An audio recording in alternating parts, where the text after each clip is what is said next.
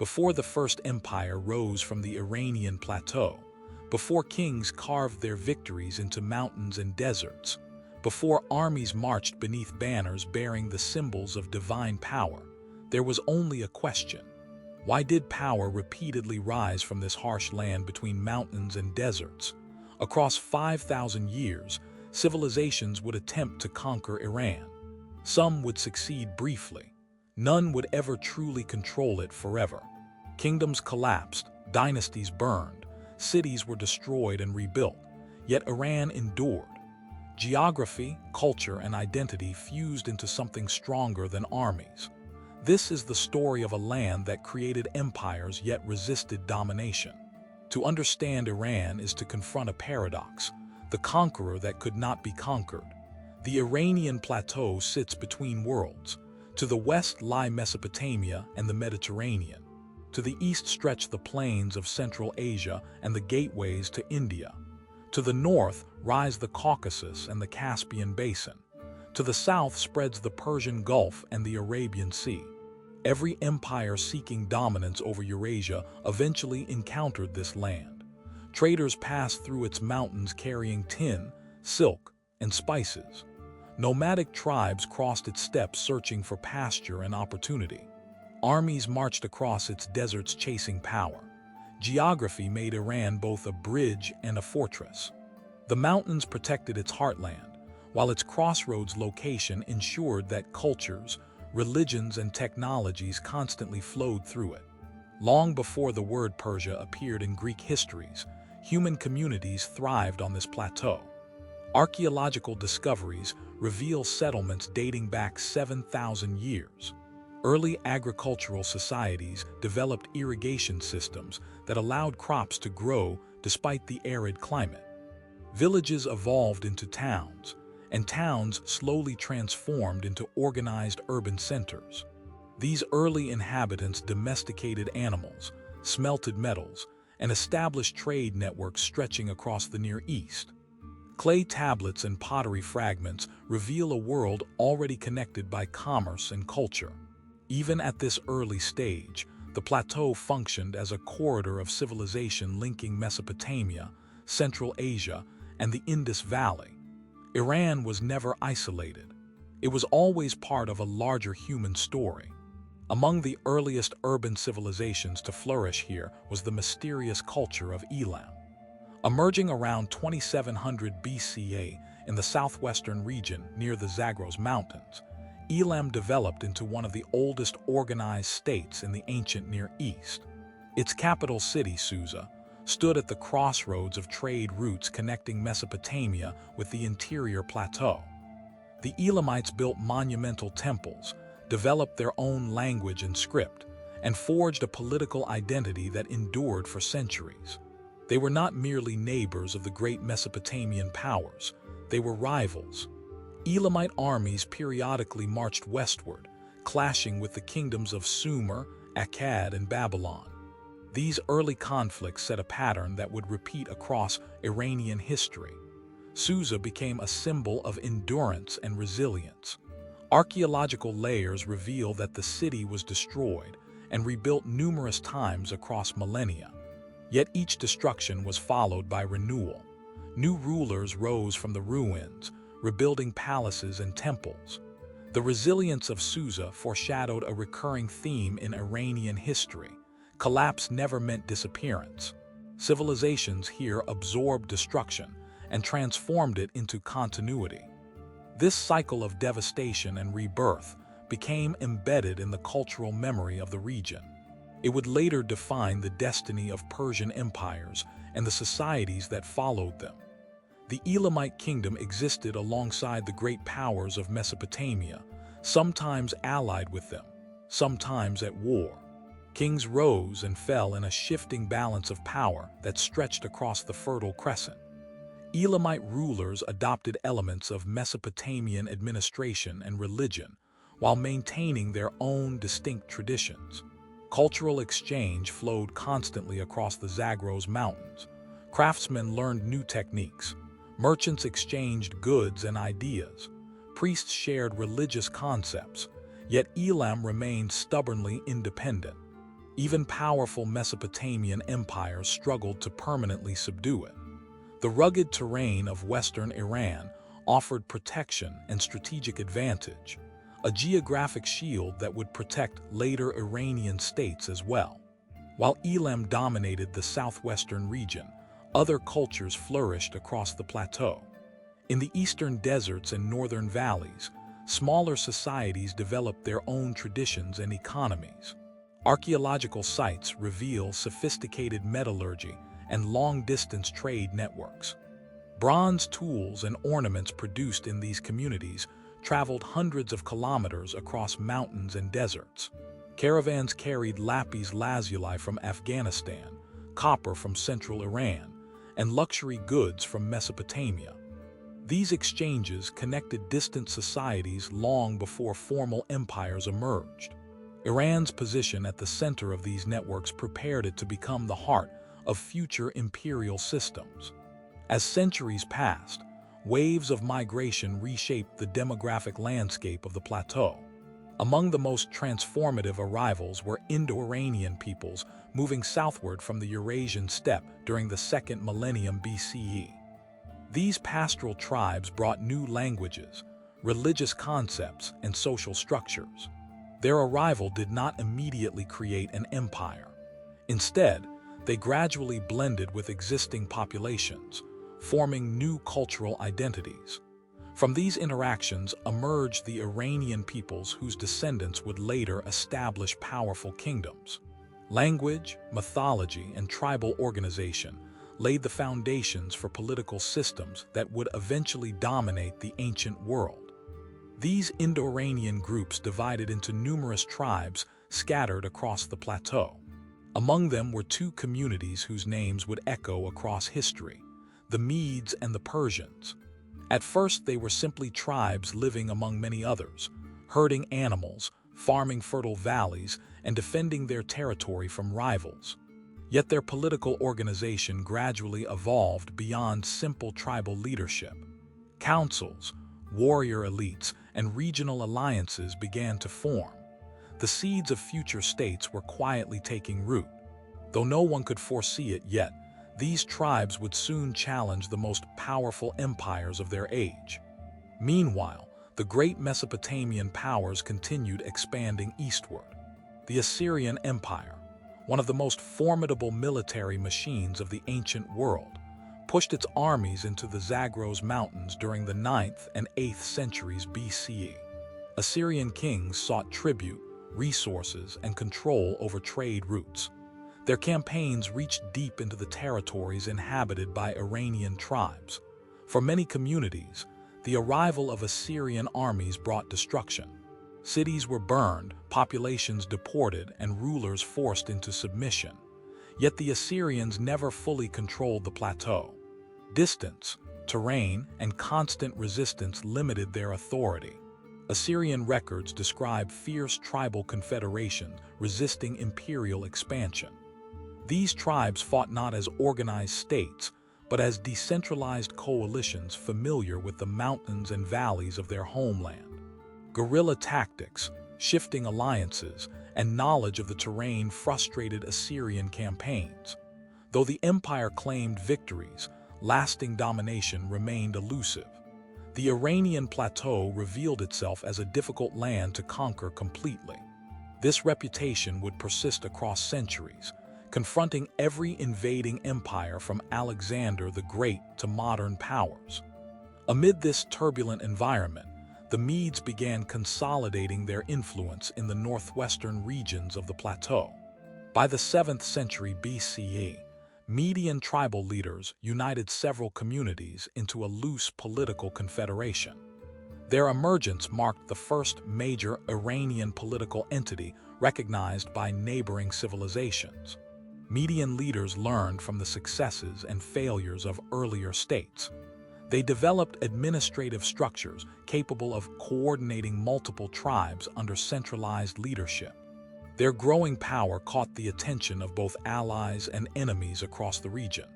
The rise of the Medes coincided with a period of instability in the Near East. The Assyrian Empire, once dominant, began weakening due to internal conflict and external pressure. Subject peoples revolted, rival kingdoms formed alliances, and military campaigns stretched Assyrian resources thin. In this atmosphere of uncertainty, the Medes found an opportunity. They forged alliances with other enemies of Assyria, including the Babylonians. Together, they launched campaigns that would reshape the political map of the ancient world. In 612 BCE, a coalition led by the Medes and Babylonians captured and destroyed the Assyrian capital of Nineveh. The once unstoppable empire collapsed with astonishing speed. For the first time in recorded history, an Iranian power played a decisive role in overthrowing a major imperial system. The victory transformed the Medes from regional players into a dominant force across western Iran. Their influence extended across territories once controlled by Assyria. The Iranian plateau was no longer merely a frontier. It had become a center of political power. Yet the Median state remained fragile. Its authority depended on alliances among tribal elites rather than a fully centralized administration. Regional leaders retained significant autonomy, and internal rivalries persisted. This loose structure allowed rapid expansion, but also contained the seeds of future instability. Leadership transitions were uncertain, and the loyalty of distant regions could shift quickly.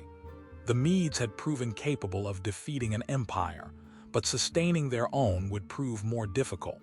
Within the southern regions of the plateau, another Iranian tribe quietly observed the rise of Median power. These were the Persians, a smaller community settled in the region later known as Persis. At first they existed as subjects or allies within the broader Median sphere. Their chiefs pledged loyalty to Median kings while maintaining control over their local territories. But among them emerged a lineage of leaders who would soon transform the course of history. The Persian tribe possessed several advantages that would later shape their destiny. Their homeland lay along strategic routes connecting the interior plateau with the Persian Gulf. Trade brought wealth and exposure to different cultures. Persian leaders adopted administrative ideas from neighboring states while preserving their own tribal traditions. They learned diplomacy, warfare, and governance by observing both allies and rivals. These experiences prepared them for a moment when opportunity would demand decisive leadership. Cultural transformation also unfolded during this era. Religious traditions among Iranian peoples began evolving into new forms of spiritual expression. One of the most influential developments was the emergence of teachings associated with the prophet Zarathustra, known in later traditions as Zoroaster. Though historians debate the precise dates of his life, the ideas attributed to him profoundly shaped Iranian thought. His teachings emphasized a cosmic struggle between truth and falsehood, order and chaos. Human beings, he taught, played a role in choosing the path of righteousness. These beliefs would later influence the ideology of Persian kingship. Rulers claimed legitimacy by presenting themselves as defenders of truth and justice against forces of disorder. Religion and political authority became intertwined, reinforcing the moral dimension of governance. Though early Iranian societies were diverse in belief, the philosophical framework introduced by Zoroastrian thought gradually spread among elites. This ideological foundation would help unify future empires under shared cultural principles. As the 7th century BCE drew to a close, the balance of power on the Iranian plateau continued shifting. The Medes remained dominant, but their loose political structure left room for ambitious leaders to challenge their authority. Among the Persians, a young prince named Cyrus was rising within the royal lineage of the Achaemenid family. His early life remains partly shrouded in legend, but ancient sources describe a leader of remarkable charisma and strategic insight. Few could have predicted that this prince would soon reshape the political destiny of the entire region. The stage was set for a dramatic transformation. The Medes had broken the Assyrian Empire, but their own system lacked the cohesion needed for lasting dominance. The Persians were gaining confidence and organizational strength. Cultural traditions emphasizing justice, leadership, and unity were spreading across Iranian communities. Trade networks connected distant regions, while political rivalries created opportunities for bold action. All the elements necessary for the birth of a new empire were quietly assembling. History rarely announces its turning points in advance. The rise of the Persian Empire would not begin with grand proclamations or carefully planned revolutions. Instead, it would emerge from the ambitions of one leader willing to challenge the established order. Cyrus, the future founder of the Achaemenid Empire, would unite tribes, overthrow the Medes, and begin building the largest empire the world had yet seen. His story would transform Iran from a contested frontier into the center of a civilization stretching across continents. The Iranian plateau had spent centuries absorbing influences, resisting domination, and preparing for a moment of unprecedented expansion. Now that moment approached. The age of scattered tribes and fragile confederations was ending. A new imperial vision was about to emerge from the deserts and mountains of Persia. And once it did, the world would never be the same. Empires rarely begin as empires. They begin as disruptions, moments when an existing order fractures and someone bold enough steps into the widening gap. In the middle of the 6th century BCE, the political order of the Iranian plateau appeared stable. The Median Empire dominated western Iran, ruling over a loose confederation of tribes and territories. Their kings commanded armies and controlled trade routes stretching across mountains and plains. Yet beneath the surface, the structure of Median power remained fragile. Authority depended on alliances between noble families rather than a unified state. In such systems, loyalty can shift quickly. All it takes is one ambitious leader to transform a confederation into a revolution. That leader emerged from the Persian lands of the south. His name was Cyrus, later remembered by history as Cyrus the Great. Born into the Achaemenid royal lineage, Cyrus inherited leadership of a Persian tribe that lived under Median authority. At first glance, his position seemed modest. The Persians were not the dominant force on the plateau. They paid tribute to Median kings and participated within their political network. Yet Cyrus possessed an unusual combination of charisma, strategic intelligence, and political patience. Rather than challenge the Medes immediately, he spent years consolidating loyalty among Persian tribes and building alliances with dissatisfied factions within the Median realm. Ancient sources describe Cyrus as a leader who inspired devotion among soldiers and civilians alike. Greek historians would later portray him as a ruler who balanced strength with fairness, discipline with generosity. Whether legend exaggerated these traits or not, his leadership clearly united diverse groups behind a common cause. Cyrus understood that military strength alone could not overthrow an established empire. To succeed, he needed legitimacy, alliances, and timing. The Median Empire had enemies and internal tensions. Cyrus patiently waited until those tensions created an opportunity for decisive action. Around 550 BCE, that moment arrived. The Median king Astyages faced growing dissatisfaction among his own nobles. Some aristocrats resented his rule and feared the instability of succession. According to later traditions, one of Astyages' own commanders defected to Cyrus during a critical confrontation. Whether through diplomacy, betrayal, or battlefield brilliance, Cyrus defeated the Median forces and captured their capital at Ecbatana. In a single campaign, the balance of power across the Iranian plateau shifted dramatically. The Persians, once subordinate allies, now stood at the center of a rising imperial order. Cyrus made a remarkable decision after his victory. Instead of destroying the Median political structure, he absorbed it. Median nobles retained positions of authority within the new system. Administrative practices developed under the Medes continued functioning within the expanding Persian realm. By integrating rather than eliminating his former rivals, Cyrus stabilized his rule and prevented prolonged resistance. This strategy would become one of the defining characteristics of Persian imperial governance. Conquered peoples were often incorporated into the empire rather than annihilated by it. With the Medes united under Persian leadership, Cyrus controlled a powerful military and strategic territory stretching across western Iran. But he did not stop there. Beyond the plateau lay some of the richest and most influential kingdoms of the ancient world. To the west stood Lydia, a wealthy Anatolian state famous for its gold reserves and advanced economy.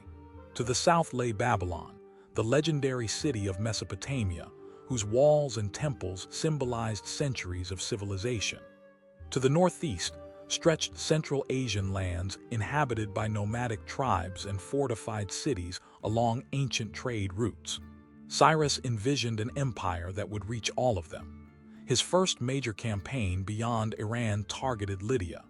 Ruled by the ambitious king Croesus, Lydia possessed immense wealth and influence across Anatolia. Croesus had formed alliances with other regional powers in hopes of containing Persian expansion. Confident in his resources and fortified cities, he marched eastward to confront Cyrus. Yet the confrontation that followed revealed Cyrus's exceptional military adaptability. In 547 BCE, Persian forces defeated the Lydian army and pursued it toward the Lydian capital of Sardis. The city's defenses were formidable, but Persian ingenuity overcame them. Sardis fell, and Lydia became part of the Persian realm. The conquest of Lydia brought enormous wealth into Cyrus's empire. Control over Anatolian trade routes strengthened Persian economic power, while Lydian administrative systems contributed valuable experience in governance. Once again, Cyrus avoided unnecessary destruction. Instead of dismantling local institutions, he incorporated them into a broader imperial structure. Governors known as satraps administered regions, while remaining accountable to the central authority of the king. This flexible administrative system allowed diverse cultures to function within a single political framework. Cyrus's ambitions now turned toward the greatest prize of the ancient Near East, Babylon. For centuries, Babylon had been a symbol of civilization, scholarship, and political authority.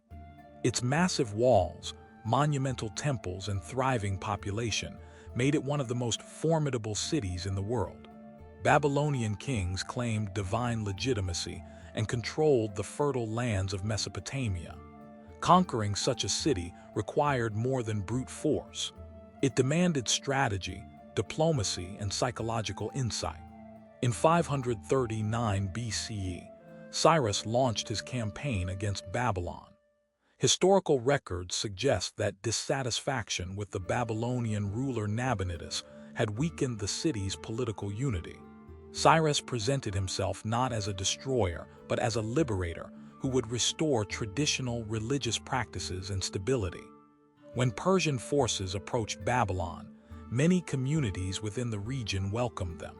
The decisive moment came when Persian troops diverted the Euphrates River and entered the city through its lowered water channels. Babylon fell with surprisingly little resistance. The capture of Babylon marked a turning point in world history. Cyrus now ruled a vast territory stretching from Central Asia to the eastern Mediterranean. His empire encompassed numerous languages, religions, and cultures. Managing such diversity required a new vision of imperial leadership. Cyrus adopted policies that distinguished the Persian Empire from many earlier conquerors. Rather than imposing uniformity, he allowed local traditions and religious practices to continue. This approach fostered loyalty among conquered populations and reduced the likelihood of rebellion. One of the most famous examples of this policy involved the Jewish population that had been exiled to Babylon decades earlier.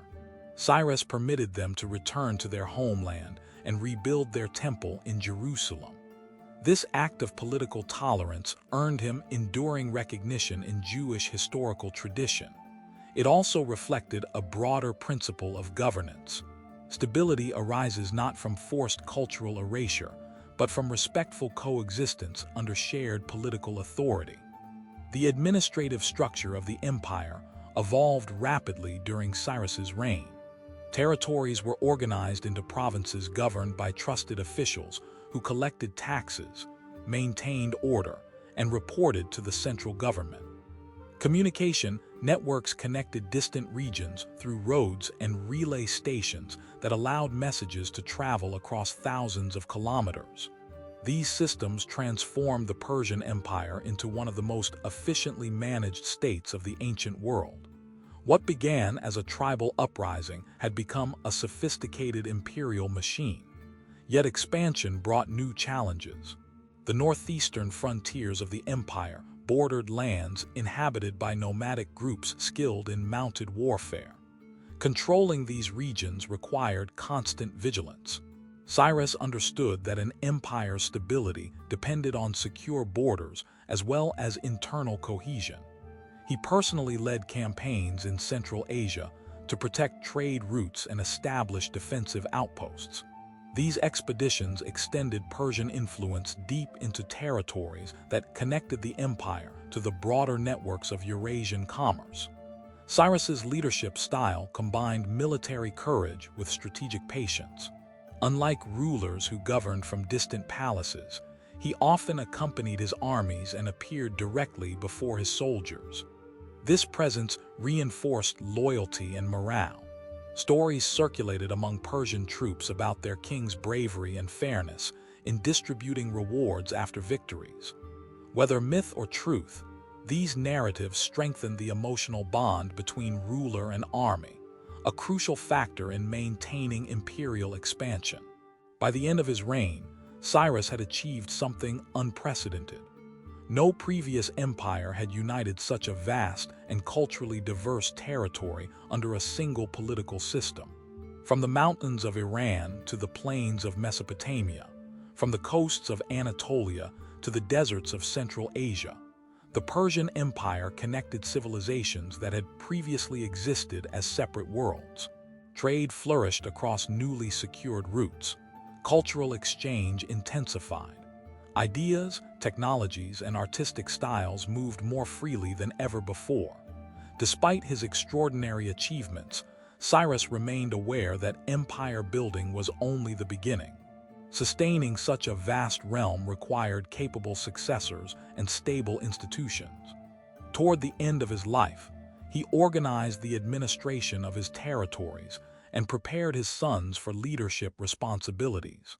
Yet history would soon demonstrate that the transition from founding conqueror to stable dynasty is one of the most delicate phases in any empire's life. Cyrus died around 530 BCE during a campaign on the northeastern frontier. Accounts differ about the circumstances of his death, but the impact of his legacy is undeniable. In just a few decades, he transformed the Persians from a minor tribe into the rulers of the largest empire the world had yet seen. His policies of integration, tolerance, and administrative innovation created a framework that could sustain imperial power across continents. The empire now passed to his son Cambyses II. Unlike his father, Cambyses inherited an already vast state rather than building it from scratch. The question facing him was whether the empire could continue expanding without losing its internal stability. To the southwest lay Egypt, a wealthy kingdom whose ancient traditions and strategic location made it both a prize and a challenge. Cambyses would soon march his armies toward the Nile, seeking to extend Persian authority even further. The success of Cyrus had reshaped the political landscape of the ancient world. But the true test of the Persian Empire had only begun. Could such a vast and diverse realm remain united across generations? Or would the same forces of ambition, rivalry, and rebellion that destroyed earlier empires eventually tear it apart? The next chapter of Persian history would reveal whether Cyrus's creation could survive the ambitions of his successors, and whether Persia's rise would transform into an age of unstoppable imperial dominance. The death of Cyrus the Great in 530 BCE did not end the momentum of the Persian Empire. It left behind something far more dangerous and powerful than a conquering army. A vast imperial structure that now demanded continuity. From the mountains of Central Asia to the shores of the Mediterranean, dozens of peoples had come under Persian rule. Trade flowed through new networks. Administrators governed distant provinces in the name of a king they might never see. The empire had been built through the vision and charisma of one man. Now it had to survive under another. That responsibility fell to Cyrus's son, Cambyses II. Unlike his father, Cambyses did not begin his reign by forging alliances or consolidating tribes. He inherited an empire already enormous and complex. Such inheritance can be both privilege and burden. The expectation of greatness follows the son of a legendary founder. Cambyses needed to demonstrate strength quickly or risk appearing weak to rivals within and beyond the empire. For Persian rulers, legitimacy was inseparable from conquest. Expansion validated kingship. Stagnation invited rebellion. Cambyses therefore turned his gaze toward one of the richest civilizations of the ancient world, Egypt. For centuries, Egypt had stood as an independent cultural giant along the Nile. Its temples, pyramids, and ancient dynasties carried a prestige that few other civilizations could rival. Even powerful empires had struggled to dominate it permanently. Yet by the 6th century BCE, Egypt was facing internal divisions and external pressure. The ruling pharaoh, Psamtik III, inherited a kingdom already strained by political instability and diplomatic isolation. Cambyses recognized the opportunity. Preparing to invade Egypt required more than assembling troops. The Persian Empire was vast, but the route to Egypt crossed harsh deserts and hostile territories. Logistics, diplomacy, and timing would determine success. Cambyses secured alliances with Arab tribes who controlled desert water routes, ensuring that Persian armies could cross inhospitable terrain. He also gained the support of Greek mercenaries experienced in Mediterranean warfare. The invasion force that marched toward Egypt represented the diversity of the empire itself. In 525 BCE, the decisive confrontation occurred near the Egyptian city of Pelusium, the eastern gateway to the Nile Delta. Ancient historians describe a fierce battle in which Persian forces overwhelmed the Egyptian army. Some accounts claim that Persian soldiers exploited Egyptian reverence for sacred animals by displaying cats on their shields, though modern historians debate the accuracy of this story. What is certain is that the Persian victory shattered Egypt's defensive position. Pelusium fell, and Persian troops advanced toward Memphis, one of Egypt's most important cities. Memphis soon surrendered. With the fall of the city, Cambyses became pharaoh of Egypt, incorporating one of the world's oldest civilizations into the Persian Empire. It was a stunning achievement. The empire now stretched from the Indus Valley in the east to the Nile River in the west. No ruler before Cambyses had controlled such a vast and diverse territory. Yet conquest was only the beginning. Egypt was not simply another province. Its culture, religious traditions, and priesthoods carried immense historical authority. Cambyses understood that ruling Egypt required symbolic legitimacy. He adopted the traditional titles of pharaoh and participated in religious ceremonies meant to demonstrate respect for Egyptian gods. By presenting himself as a lawful ruler rather than a foreign conqueror, he sought to stabilize Persian authority along the Nile. Despite these efforts, Cambyses' reign became increasingly controversial in historical memory. Greek writers such as Herodotus portrayed him as erratic and cruel, describing episodes of impulsive violence and sacrilege against Egyptian religious institutions. Some accounts claim he killed the sacred Apis bull, a revered symbol of divine power in Egyptian culture. Other narratives depict him executing nobles and behaving unpredictably.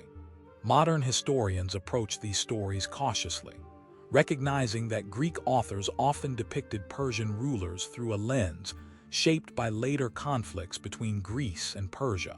Whether exaggerated or partially true, these narratives suggest that Cambyses' rule faced serious tensions.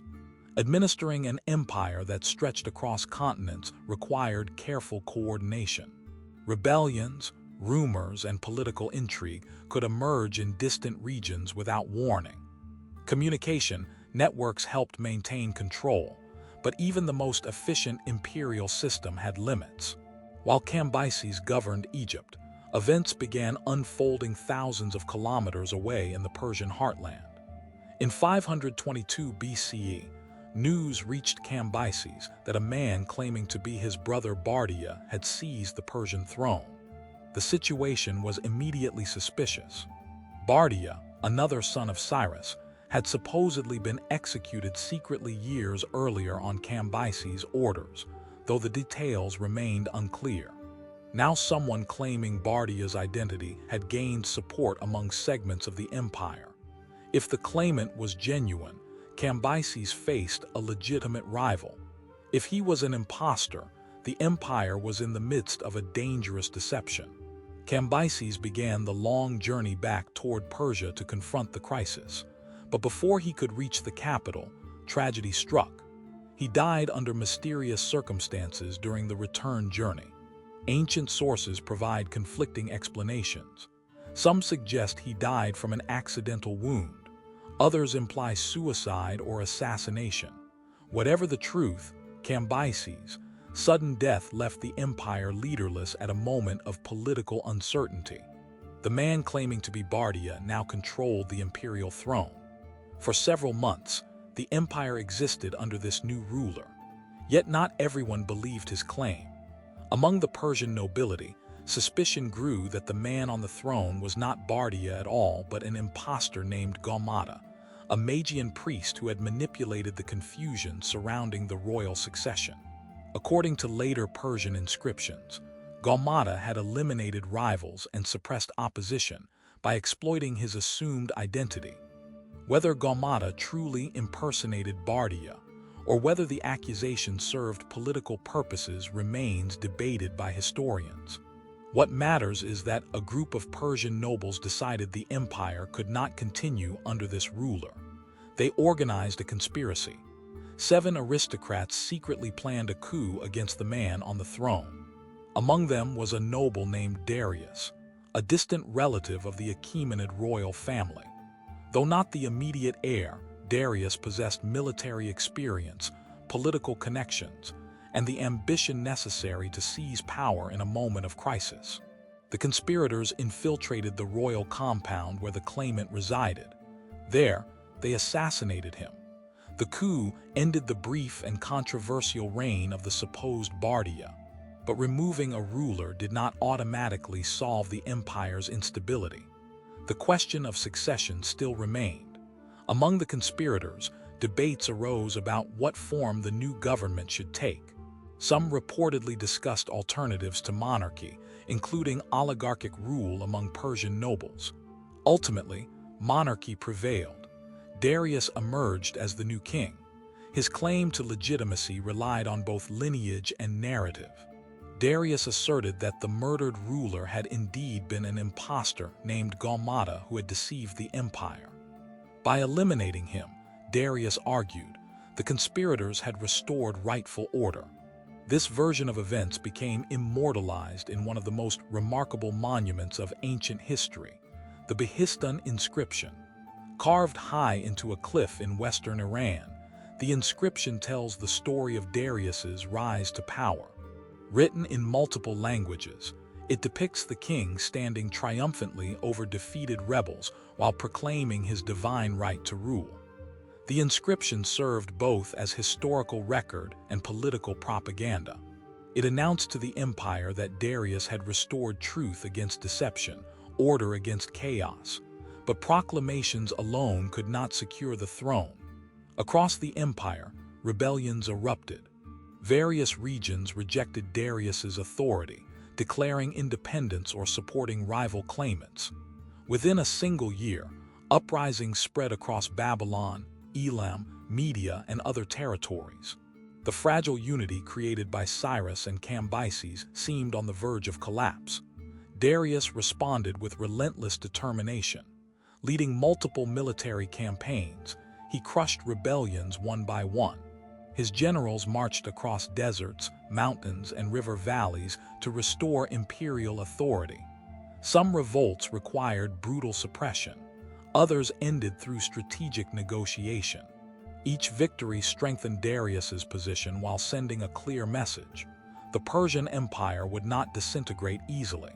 By 521 BCE, the revolts had been defeated. Darius now ruled securely over the largest empire on earth. Yet he understood that military victories alone could not guarantee long-term stability. The empire he inherited was too vast and diverse to govern through conquest alone.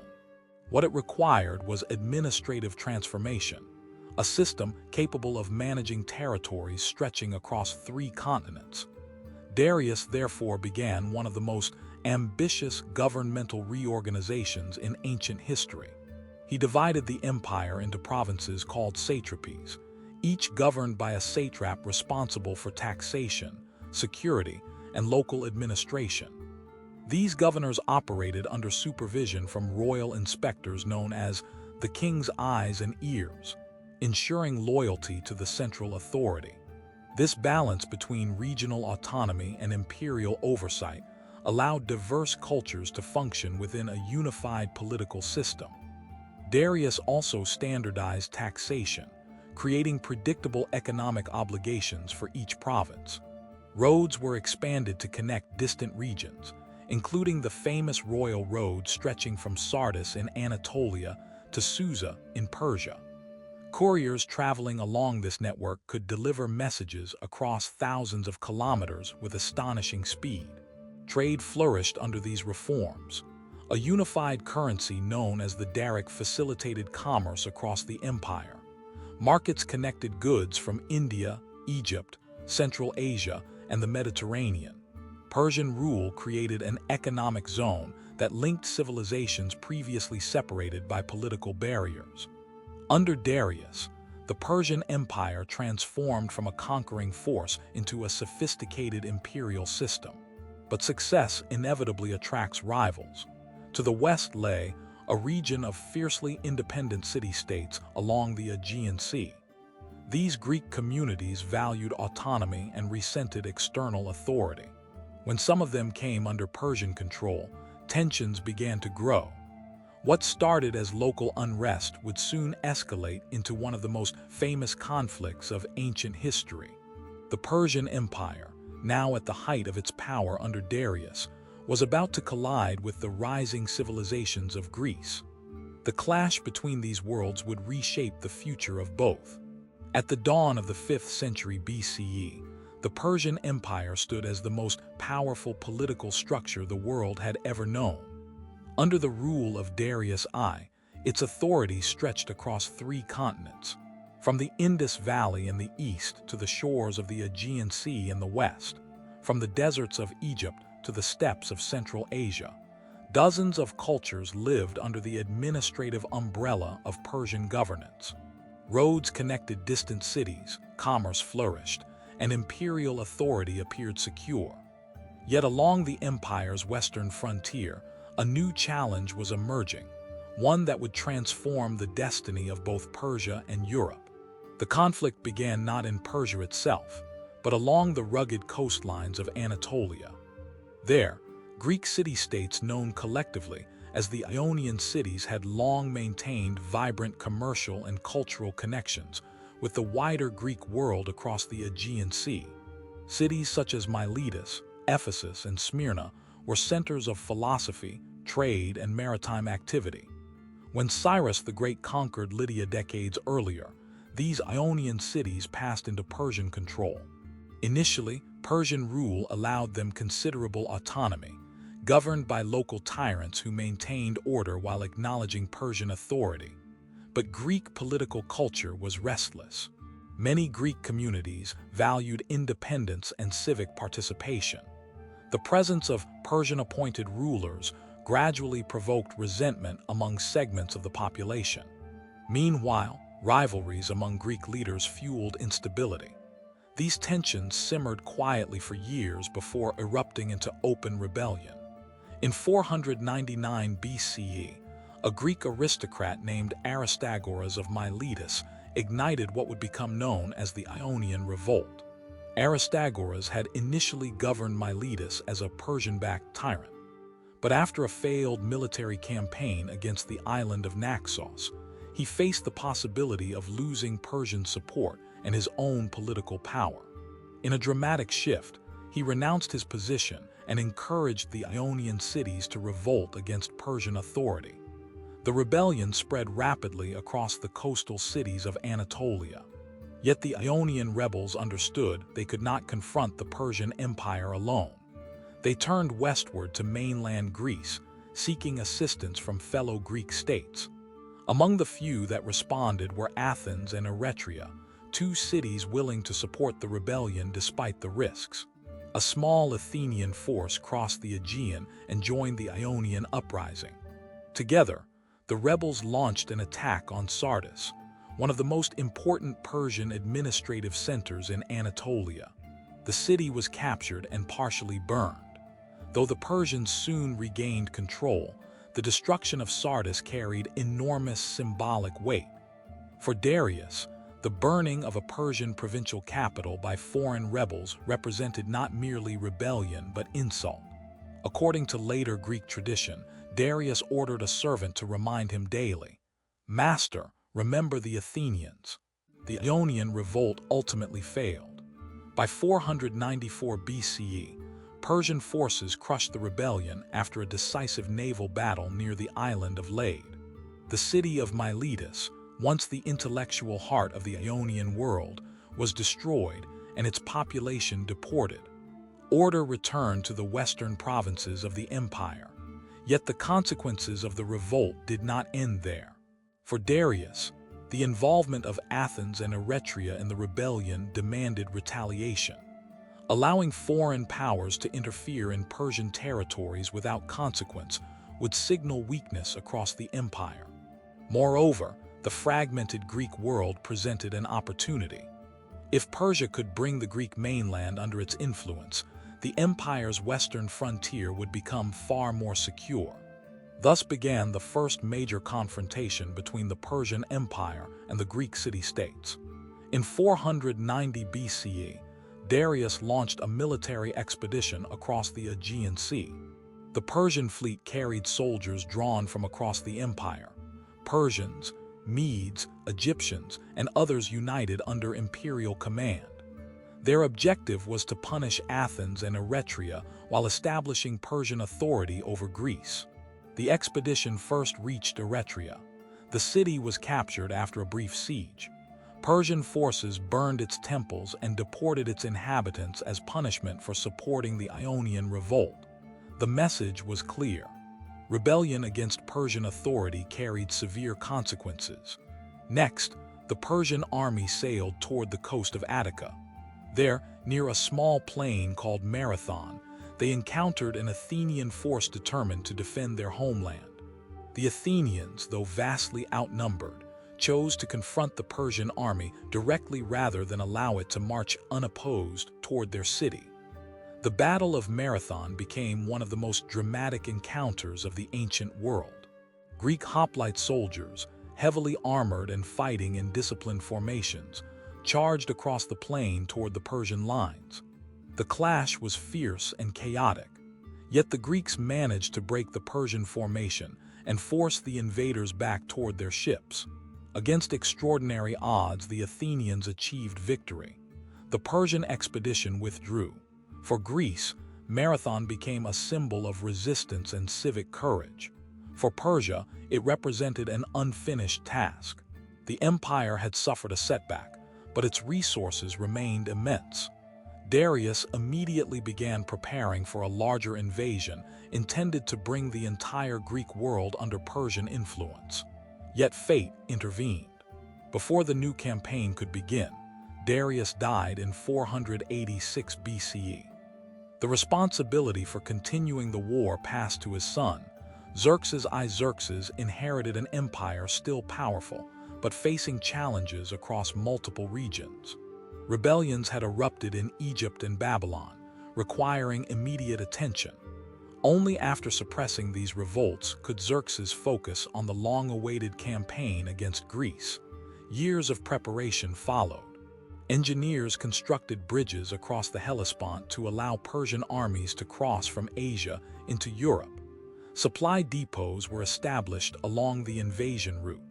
Canals were dug through narrow land passages to facilitate naval movement. The scale of the operation was unprecedented. In 480 BCE, Xerxes launched the largest invasion force the ancient world had yet seen. Ancient sources describe an army composed of soldiers from dozens of nations within the empire. Persians marched beside Medes, Egyptians, Indians, Babylonians, and many others. The imperial army moved like a vast river of humanity across the landscape, supported by a massive fleet sailing along the coastline. The Greek city-states, deeply divided by rivalries, now faced an existential threat. Some chose submission, accepting Persian authority rather than risk destruction. Others formed an alliance determined to resist. Among the leaders of this resistance were Athens and Sparta, two states with vastly different political systems but a shared interest in survival.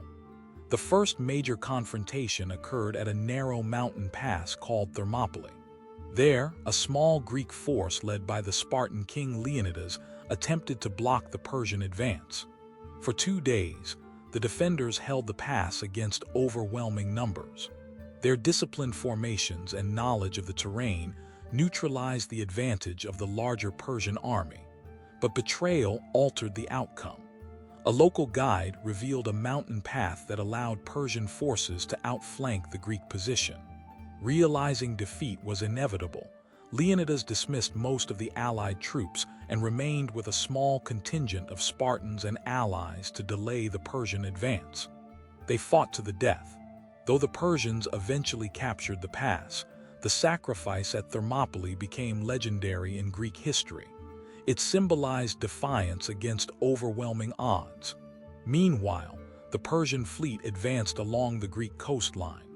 Near the island of Salamis, the Athenian leader Themistocles devised a strategy to confront the Persian navy in narrow waters, where its numerical advantage would be limited. The Greek fleet lured the Persians into the confined straits between Salamis and the mainland. There, maneuverability mattered more than numbers. Greek ships rammed Persian vessels in the crowded waters, creating chaos among the larger fleet. The battle turned into a devastating defeat for Persia. Dozens of ships were destroyed, and the surviving fleet withdrew from the area. The loss at Salamis changed the strategic balance. Without naval dominance, the Persian army in Greece faced severe supply difficulties. Xerxes chose to return to Asia with part of his forces, leaving a general named Mardonius to continue the campaign. The following year, in 479 BCE, the final confrontation occurred at the Battle of Plataea. There, a united Greek army defeated the remaining Persian forces, effectively ending the invasion. Another Greek victory at the naval battle of Mycale further weakened Persian influence along the Aegean coast. For the Greek world, these victories became foundational myths of freedom and identity. For the Persian Empire, the wars represented a costly but limited setback. Despite losing influence in mainland Greece, the empire remained vast and powerful. Its administrative systems continued functioning across 3 continents.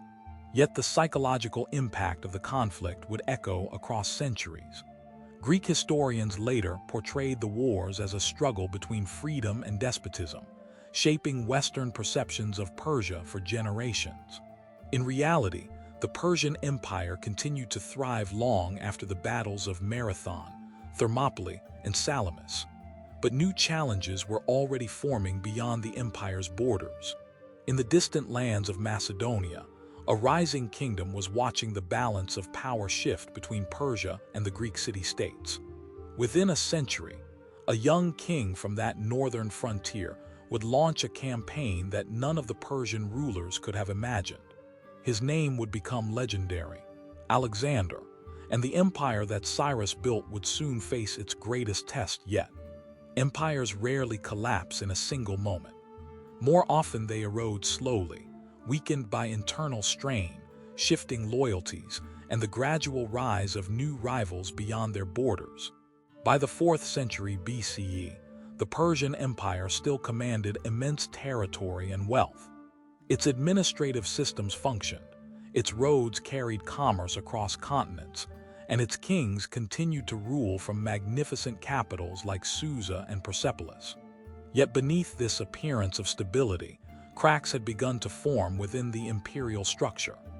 These weaknesses would soon attract the attention of a rising power from the far edge of the Greek world. For decades after the Greco-Persian Wars, Persia remained the dominant force in the eastern Mediterranean.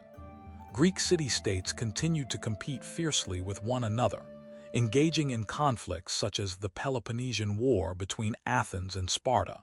Persian diplomacy skillfully exploited these rivalries. Persian gold flowed into Greek politics, funding alliances and influencing outcomes. At times, Persia supported Sparta against Athens. At other times, it backed different coalitions.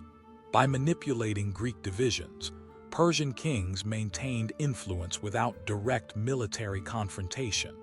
Yet while the Greek world fought among itself, a transformation was occurring in the north.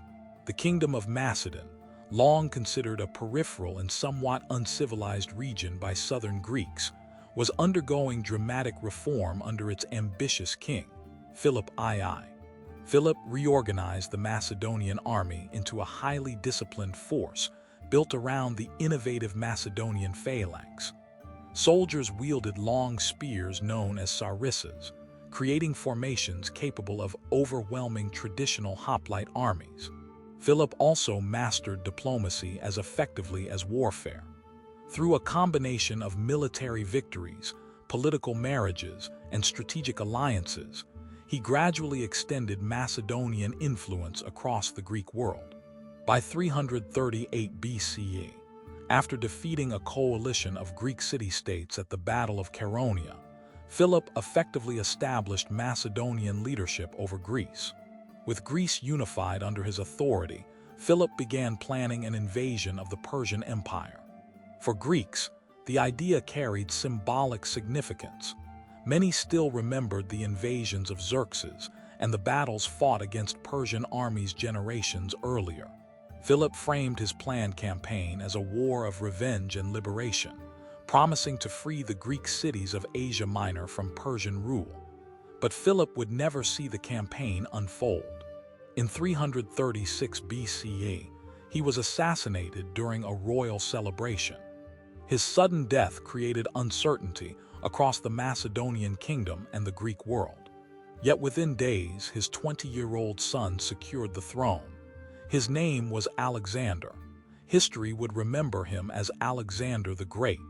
From the moment he became king, Alexander faced immense challenges. Rival factions within Macedon questioned his authority. Greek city-states considered rebellion. Even within his own army, some commanders doubted whether such a young ruler could continue Philip's ambitious plans. Alexander responded with speed and decisiveness. He crushed rebellions within Greece, most dramatically when the city of Thebes revolted against Macedonian rule. Alexander's army destroyed the city as a warning to others who might challenge his authority. The message was unmistakable. The new king possessed both the will and the strength to maintain Macedonian dominance. With Greece secure, Alexander turned east. In 334 BCE, he crossed the Hellespont into Asia Minor with an army of roughly 40,000 soldiers. Compared to the vast resources of the Persian Empire, his force seemed modest. Yet it was disciplined, experienced, and commanded by a leader of extraordinary ambition. The first major confrontation between Alexander and the Persian forces occurred at the Battle of the Granicus River. Persian satraps assembled an army to block the Macedonian advance. They positioned their troops along the banks of the river, hoping to repel Alexander's crossing. But Alexander led a daring charge directly into the Persian lines. The battle ended in a decisive Macedonian victory.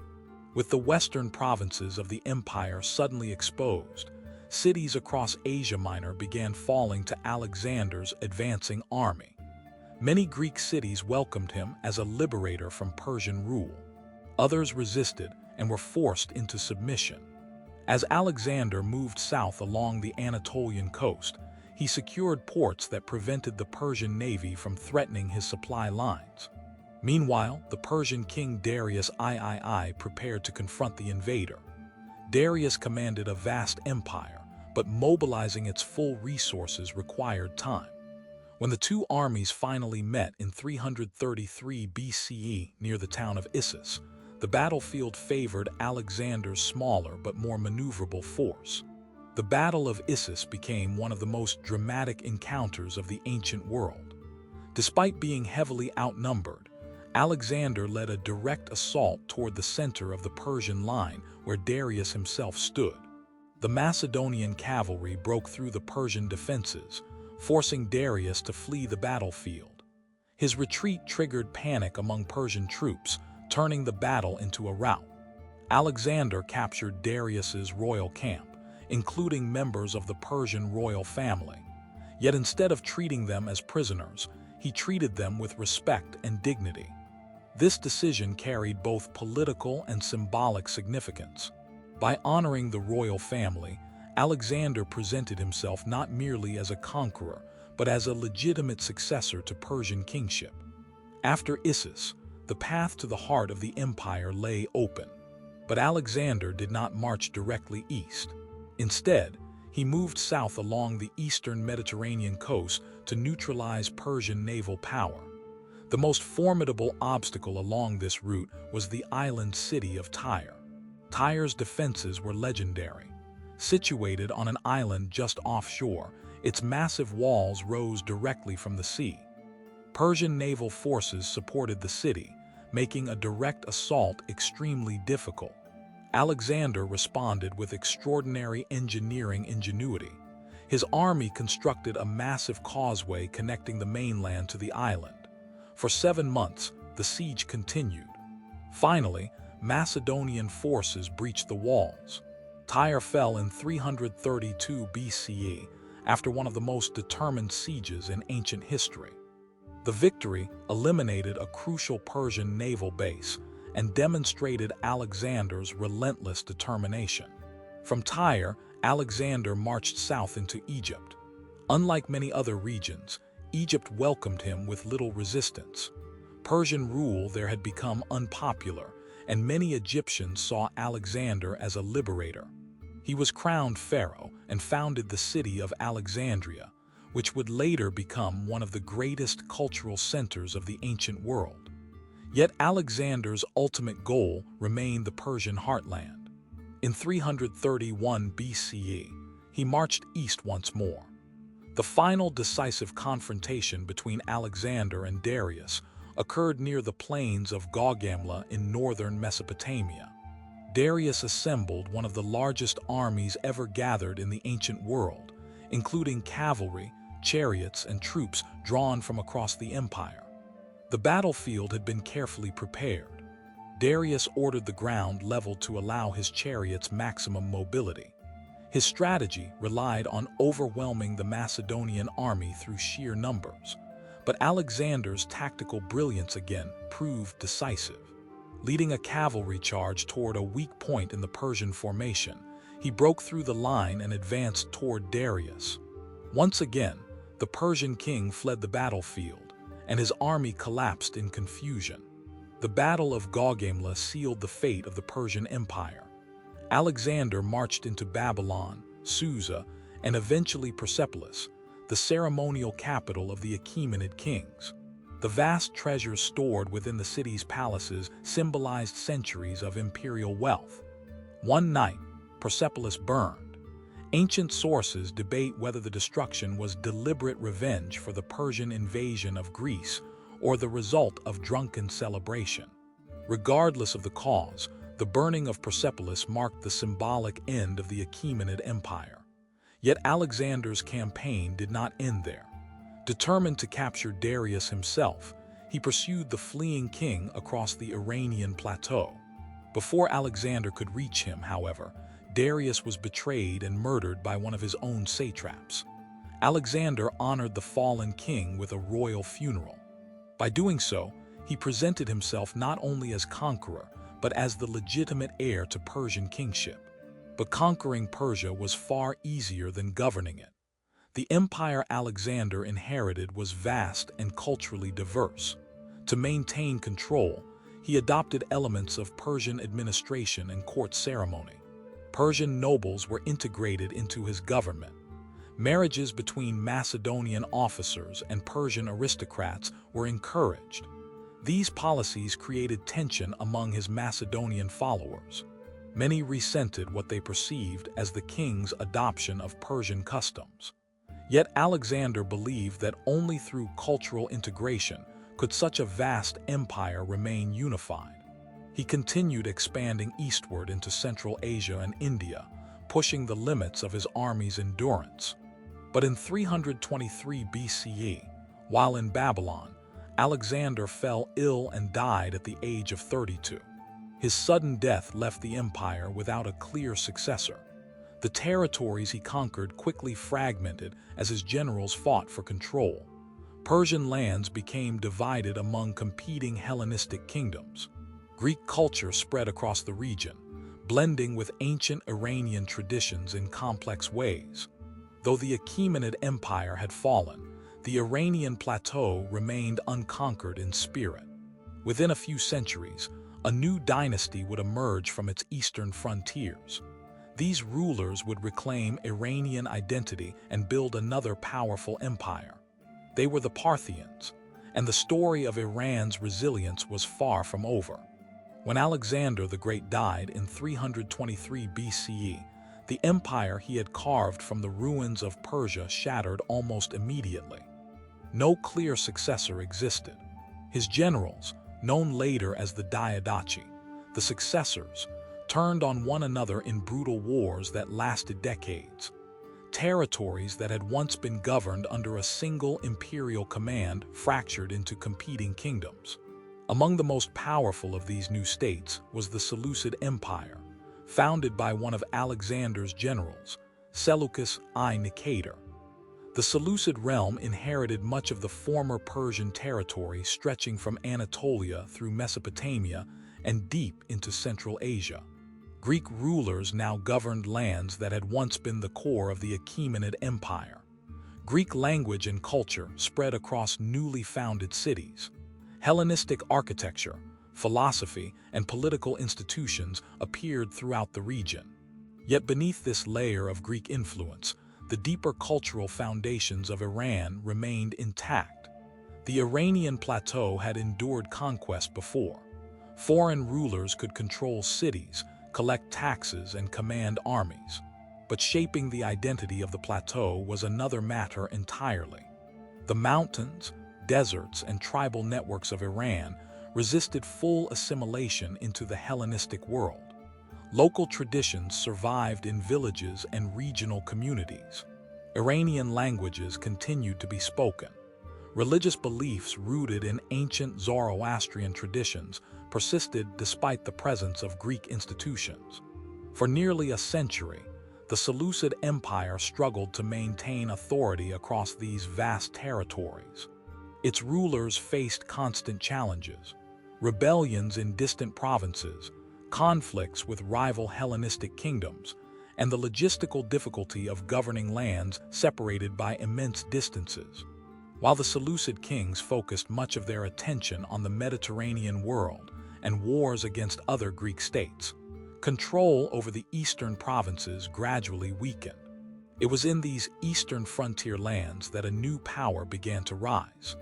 The Parni were a nomadic Iranian tribe living along the northeastern borders of the Seleucid realm near the region of Parthia. Like many steppe peoples, they were skilled horsemen accustomed to the harsh conditions of Central Asia. Their mobility and knowledge of the terrain gave them strategic advantages against more conventional armies. Around the mid-3rd century BCE, a Parni leader named Arsaces launched a rebellion against Seleucid authority. Taking advantage of the Seleucid Empire's distractions in the west, Arsaces seized control of the region of Parthia. This act marked the birth of the Arsacid dynasty, better known as the Parthian Empire. What began as a regional uprising soon evolved into a formidable new Iranian state. The early Parthian rulers consolidated their control over northeastern Iran while gradually expanding westward. Their strategy relied heavily on mobility and cavalry warfare. Parthian horse archers became legendary for their ability to strike enemies with arrows while retreating at high speed, a tactic later known as the Parthian shot. This style of warfare reflected the nomadic heritage of the Parthian elite. Unlike the heavily armored infantry formations favored by Greek armies, Parthian forces relied on speed, flexibility, and mounted combat. Their cavalry could maneuver across vast landscapes, making them difficult to defeat in open terrain. By the 2nd century BCE, the Parthians had begun pushing deeper into territories once dominated by the Seleucids. Meanwhile, the Seleucid Empire itself was weakening under internal divisions and external threats. Wars with other Hellenistic kingdoms drained its resources, while revolts erupted in multiple provinces. One by one, eastern territories slipped from Seleucid control. Parthian expansion accelerated under the leadership of King Mithridates I, ascending the throne around 171 BCE. Mithridates transformed the Parthian kingdom into a major imperial power. He captured key cities such as Seleucia on the Tigris and Babylon, bringing Mesopotamia under Parthian authority. These conquests marked a symbolic reversal of history. Lands that had once been central to the Achaemenid Empire were now again ruled by an Iranian dynasty. Yet the Parthian Empire differed significantly from its Achaemenid predecessor. Rather than building a highly centralized bureaucracy, Parthian rulers governed through a decentralized system of semi-autonomous noble families. Powerful regional aristocrats controlled large territories and provided military support to the king when needed. This structure allowed flexibility but also created potential instability. Powerful nobles could become rivals to the throne. Nevertheless, the Parthian system proved surprisingly durable. It balanced local autonomy with overarching royal authority, allowing diverse regions to coexist within the empire without excessive central control. Parthian culture reflected a fusion of Iranian and Hellenistic influences. Greek cities continued functioning under Parthian rule, maintaining their traditions of civic administration and commerce. At the same time, Iranian customs reasserted themselves across the plateau.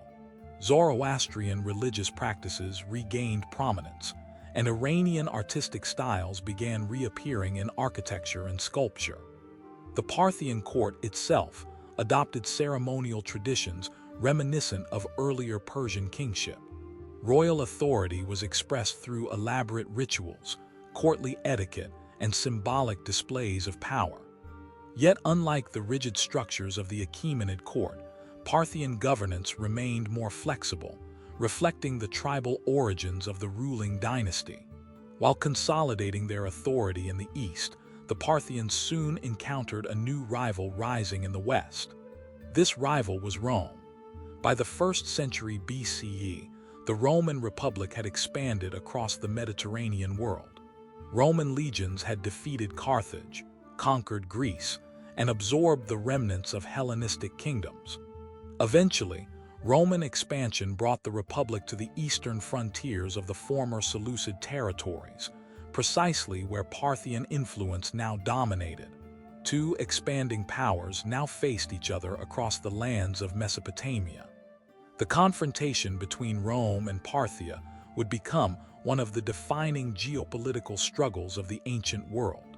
The first major clash occurred in 53 BCE when the Roman general Marcus Licinius Crassus led an invasion into Parthian territory. Crassus, one of Rome's wealthiest and most ambitious politicians, sought military glory to match the achievements of his rivals Julius Caesar and Pompey. Confident in the strength of Roman legions, Crassus marched deep into Mesopotamia, but the Parthians were prepared. At the Battle of Carrhae, Parthian forces under the brilliant commander Shurna confronted the Roman army. Using their cavalry's mobility and devastating archery tactics, the Parthians surrounded and harassed the Roman formations. Roman soldiers, trained for close combat, struggled against enemies who struck from a distance and then disappeared across the desert. The result was catastrophic for Rome. Thousands of Roman soldiers were killed or captured. Crassus himself was killed during negotiations following the battle. The defeat at Carrhae became one of the worst military disasters in Roman history. The victory established Parthia as Rome's equal on the eastern frontier. For centuries afterward, the two empires would compete for influence across Mesopotamia and Armenia. Sometimes they fought open wars. At other times they negotiated uneasy truces. Neither side could permanently defeat the other. This long rivalry shaped the political landscape of the Near East. While Rome dominated the Mediterranean world, Parthia controlled the crucial trade routes linking east and west. Caravans carrying silk from China, spices from India, and precious goods from Central Asia traveled through Parthian territory toward Roman markets. The Parthians thus became key intermediaries in what would later be known as the Silk Road. Trade enriched Parthian cities and strengthened their strategic importance. Meanwhile, Iranian identity continued evolving under Arsacid rule. Though influenced by Greek culture, the Parthians revived many elements of earlier Persian traditions. Royal titles, artistic motifs, and religious practices reflected continuity with the deeper heritage of the Iranian plateau. Even after centuries of foreign domination, Iran's cultural core had endured. Yet the decentralized nature of Parthian rule created long-term challenges. Powerful noble families sometimes fought among themselves, weakening central authority. Succession disputes within the royal family occasionally triggered civil wars. These internal struggles did not immediately destroy the empire, but they gradually eroded its stability. By the 3rd century CE, a new movement was emerging within the southwestern regions of Iran. This movement drew inspiration from ancient Persian traditions and sought to restore stronger, centralized authority. Its leaders believed the Arsacid dynasty had grown weak and that Iran needed a new imperial revival. From the province of Persis, the same region that had produced Cyrus the Great centuries earlier, a local ruler named Ardashir began challenging Parthian authority. Ardashir's rebellion would soon overthrow the Parthian dynasty and establish a new empire that claimed direct inheritance from the ancient Achaemenids. That empire would become known as the Sasanian Empire. And once again, Iran would rise as one of the greatest powers of the ancient world. Empires do not merely collapse, they are replaced. The Parthian Empire had ruled the Iranian plateau and the lands of Mesopotamia for nearly 5 centuries. It had defied Rome, controlled vital trade routes, and preserved Iranian cultural traditions during an era of foreign influence. Yet by the early 3rd century CE, its decentralized structure had begun to undermine its strength. Noble families wielded enormous regional power, succession disputes weakened royal authority, and internal rivalries fractured unity. Into this environment of instability emerged a new leader determined to restore centralized imperial power to Iran. His name was Ardashir. Ardashir was born in the region of Persis, in southwestern Iran, a land rich with historical memory. Centuries earlier, this same region had produced the founders of the Achaemenid Empire.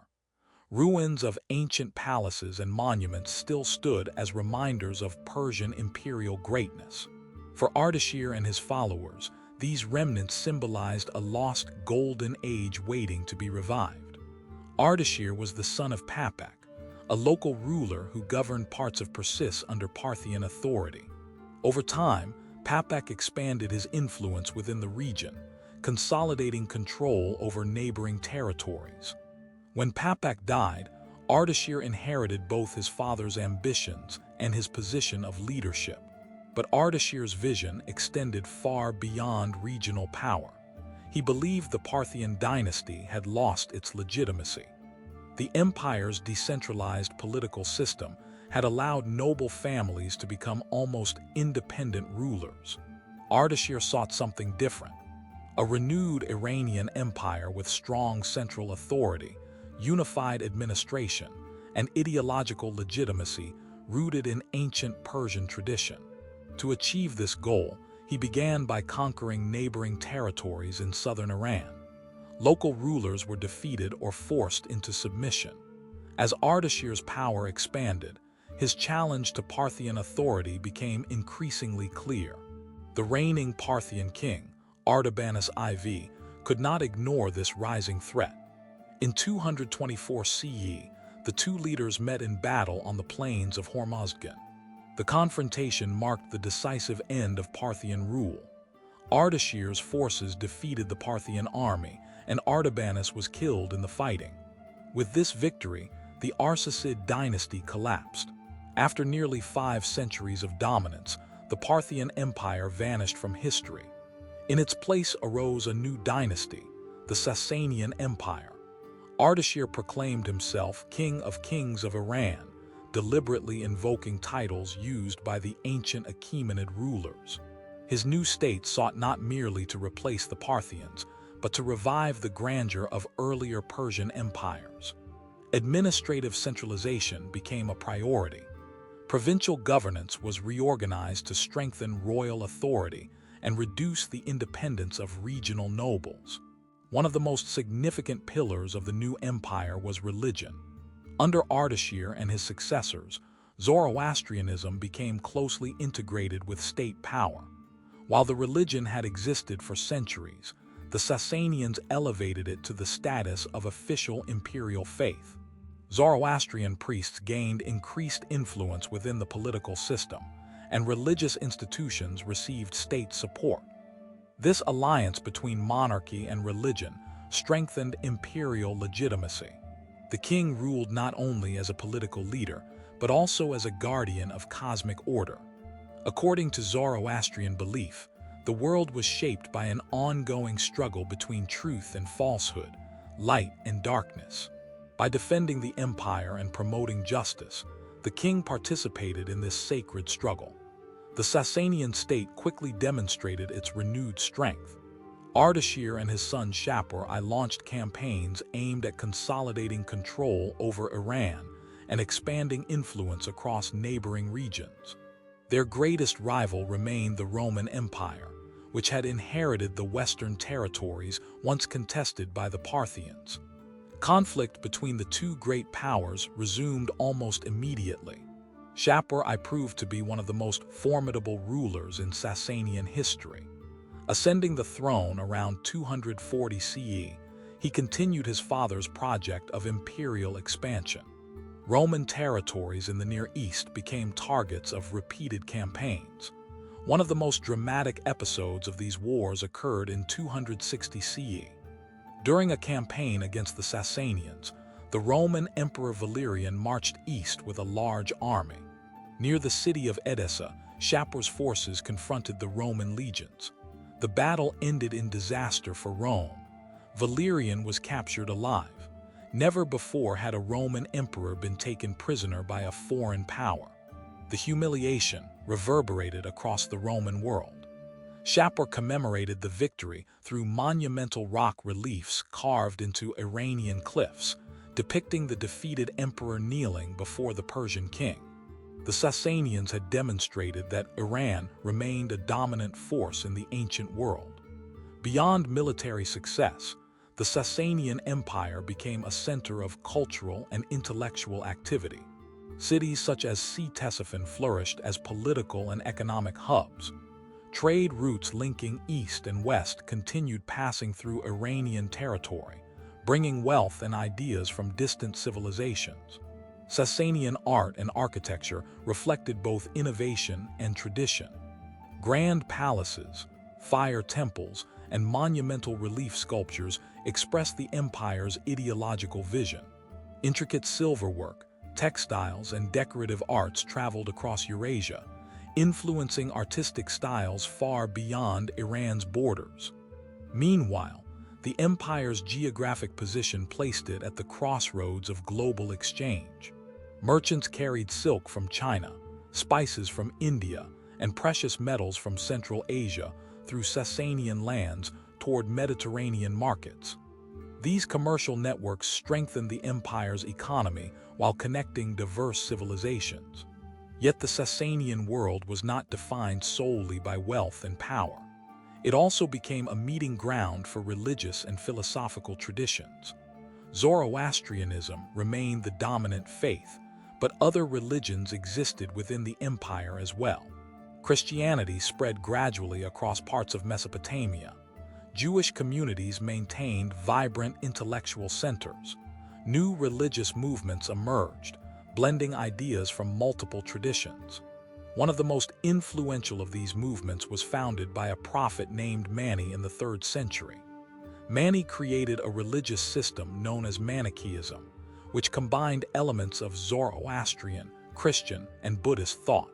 His teachings emphasized a cosmic struggle between light and darkness and attracted followers across multiple regions. Initially, Mani received some support from Sasanian authorities, but later rulers viewed his growing influence with suspicion. Eventually, he was imprisoned and executed. Despite this suppression, Manichaeism continued spreading across Asia for centuries. While religion and culture flourished, the empire's geopolitical challenges remained constant. Rome, later evolving into the Byzantine Empire, remained Iran's principal rival in the West. The two powers fought repeated wars over control of Armenia, Mesopotamia, and the Caucasus. These regions served as strategic buffers between the empires. Neither side achieved permanent dominance. Frontiers shifted repeatedly as armies marched back and forth across contested territories. Cities changed hands multiple times. Diplomacy alternated with warfare, creating cycles of uneasy peace followed by renewed conflict. Despite these struggles, the Sasanian Empire endured for more than 4 centuries. Its rulers maintained strong, centralized authority while preserving the cultural heritage of the Iranian plateau. Administrators managed taxation, law, and military organization across vast territories. Infrastructure projects improved irrigation systems and agricultural productivity. By the 6th century, the empire reached another peak under the reign of Khosrow I, often remembered as Khosrow Anushirvan, Khosrow of the immortal soul. Khosrow implemented administrative reforms aimed at improving governance and economic efficiency. He reorganized taxation, strengthened the army, and promoted scholarship at royal courts.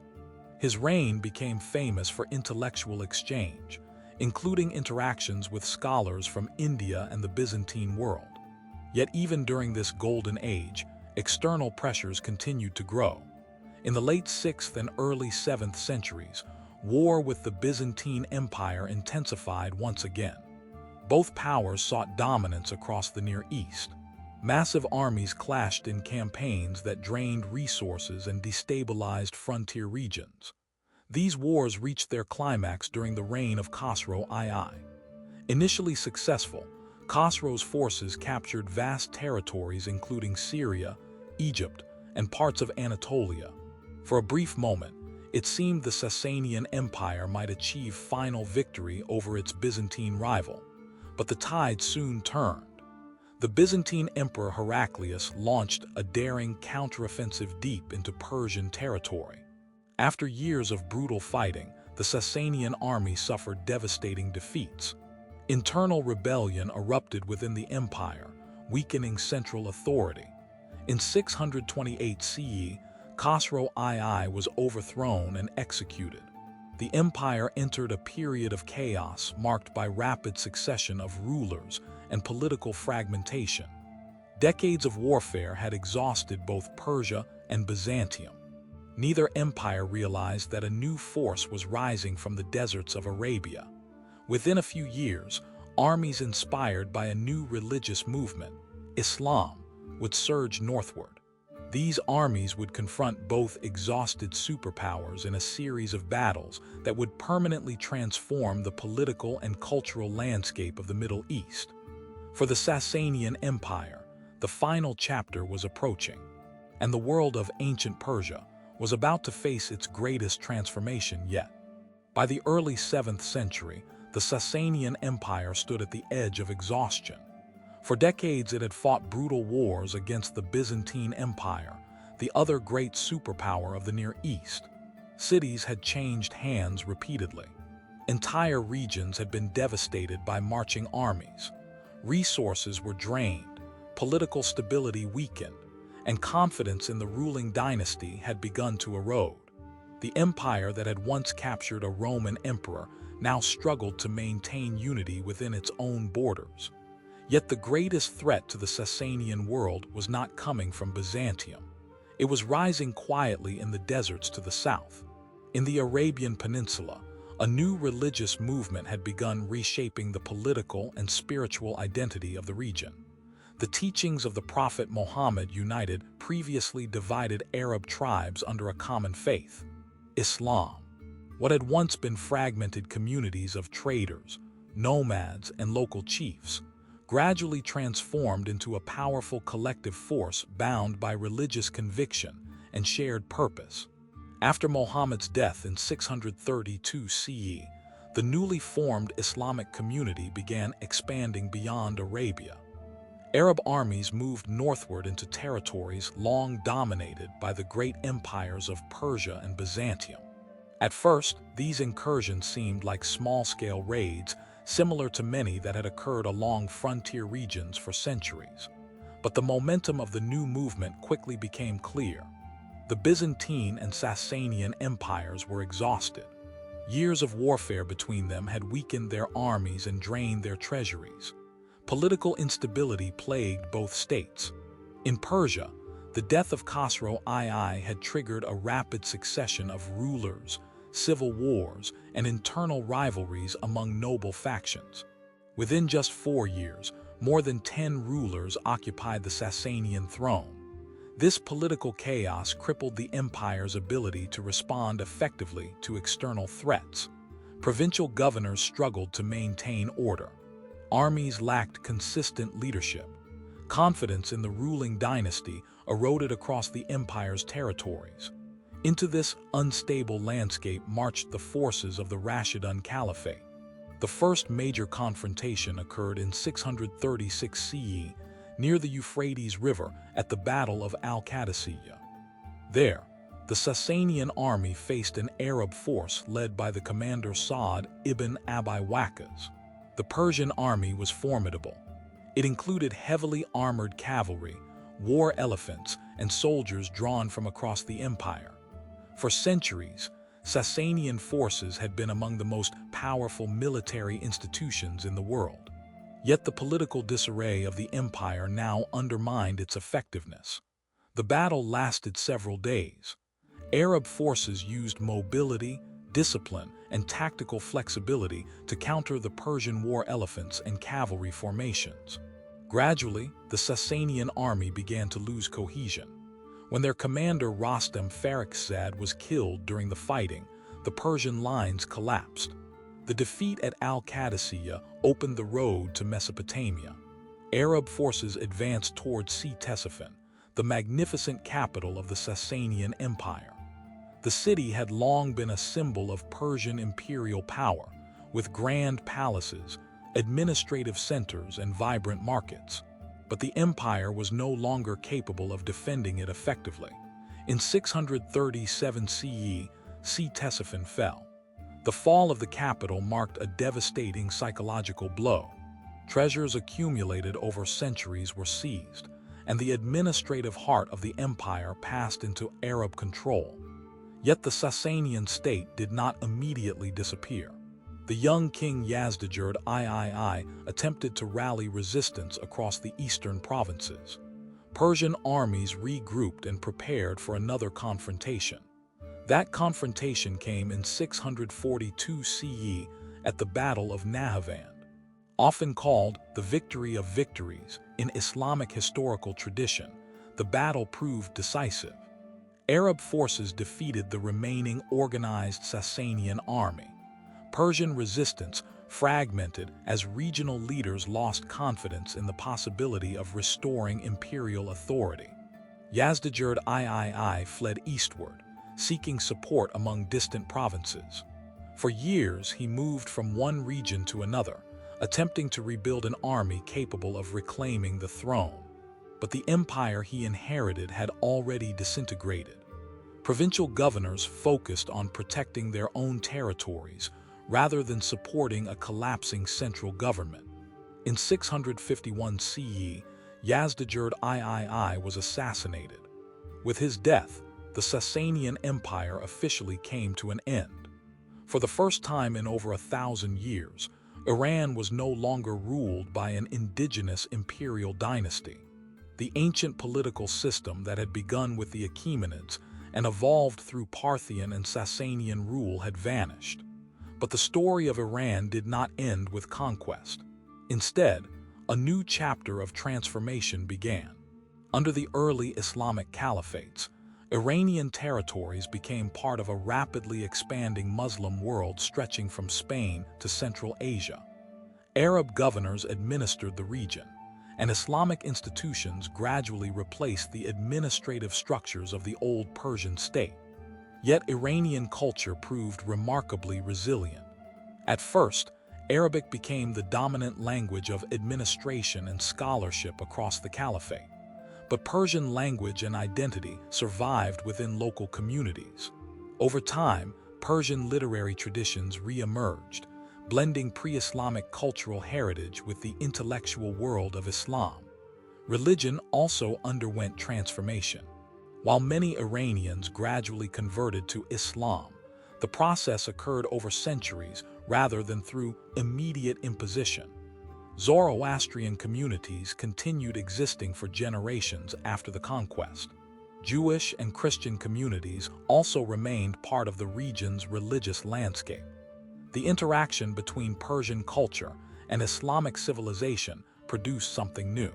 Persian scholars, poets, scientists, and administrators played central roles in shaping the intellectual life of the Islamic world. Cities such as Nishapur, Ray, and later Isfahan became centers of learning and cultural production. One of the most powerful expressions of this cultural revival emerged in literature. Around the year 1000 CE, the Persian poet Ferdowsi completed the Shahnameh, or Book of Kings. This monumental epic recounted the legendary history of Iran from mythical beginnings to the fall of the Sasanian Empire. Through its stories of heroic kings, warriors, and moral struggles, the Shahnameh preserved the memory of Iran's ancient past. For Persian readers, it served not merely as literature, but as a declaration that Iranian identity had survived conquest. Meanwhile, political power across the Iranian plateau fragmented among regional dynasties. Some rulers were Arab governors loyal to distant caliphs. Others were local Iranian families who gained autonomy while acknowledging nominal Islamic authority. Over time, several independent or semi-independent dynasties emerged across Iran and Central Asia. Among the most influential were the Samanids in the 9th and 10th centuries. The Samanid dynasty ruled much of eastern Iran and Central Asia while promoting Persian culture and language. Under their patronage, Persian literature flourished, and scholars contributed to advancements in science, philosophy, and mathematics. It was during this period that Persian became firmly established as one of the great literary languages of the Islamic world. Poets, historians, and philosophers wrote works that circulated across vast intellectual networks stretching from Baghdad to Samarkand. Yet political unity across Iran remained elusive. Throughout the medieval period, waves of new conquerors swept across the plateau. Turkic dynasties such as the Ghaznavids and Seljuks established powerful states that ruled large parts of Iran, while integrating Persian culture into their courts. These rulers adopted Persian administrative practices and patronized Persian scholars. Thus, even as political authority shifted among different dynasties, the cultural influence of Iran continued expanding across the broader Islamic world. But another storm was gathering on the distant steppe. In the early 13th century, a new conqueror began uniting the nomadic tribes of Mongolia. His armies would soon launch one of the most destructive campaigns in human history. His name was Genghis Khan, and the lands of Iran would soon experience devastation on a scale unlike anything seen before. Cities that had survived centuries of warfare and conquest would face annihilation. Populations would be scattered or destroyed. The cultural and economic foundations of the region would be shaken to their core. Yet even this catastrophe would not erase Iran, because throughout its long history, the Iranian plateau had demonstrated an extraordinary pattern: destruction followed by renewal. And after the Mongol storms passed, Iran would once again rebuild, and eventually produce another powerful empire that would redefine its identity.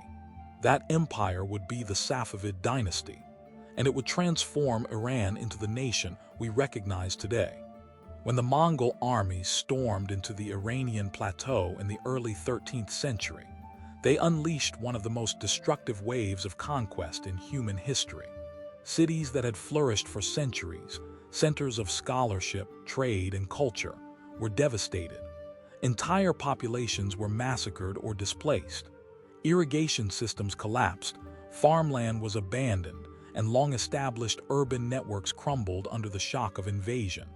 Yet even the Mongol conquest, brutal as it was, did not erase Iran.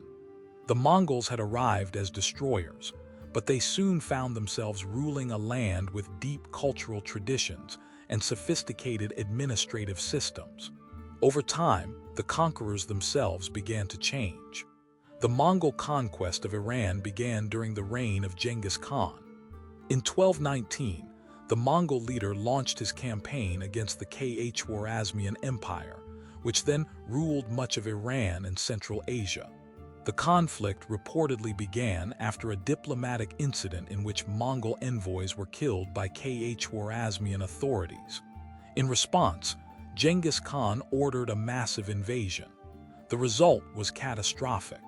Mongol armies swept across Central Asia and into Iranian territories with terrifying speed. Cities such as Nishapur, Merv, and Ray were destroyed. Survivors described scenes of devastation that shocked even hardened chroniclers of medieval warfare. The Khwarezmian state collapsed rapidly. By the mid-13th century, Mongol authority had been established across the Iranian plateau. One of Genghis Khan's grandsons, Hulagu Khan, was appointed to rule these lands. In 1256, Hulagu founded the Ilkhanate, a Mongol state governing Persia and surrounding regions. Initially, the Ilkhan rulers maintained strong connections with Mongol traditions and steppe political structures. Yet the realities of governing a complex and urbanized society soon required adaptation. Mongol rulers began adopting Persian administrative practices and relying on local bureaucrats to manage taxation, agriculture, and trade. This gradual transformation reshaped the nature of Mongol rule in Iran. Perhaps the most dramatic example of this shift occurred in religion. While early Mongol rulers practiced various forms of shamanism and religious tolerance, later Ilkhan rulers began converting to Islam. In 1295, the Ilkhan ruler Ghazan Khan officially adopted Islam as the state religion. This conversion symbolized a deeper cultural integration. The Mongol rulers of Iran were no longer simply foreign conquerors. They had become part of the region's political and cultural landscape. Under Ghazan and his successors, the Ilkhanate experienced a period of recovery and reconstruction. Agricultural systems were restored.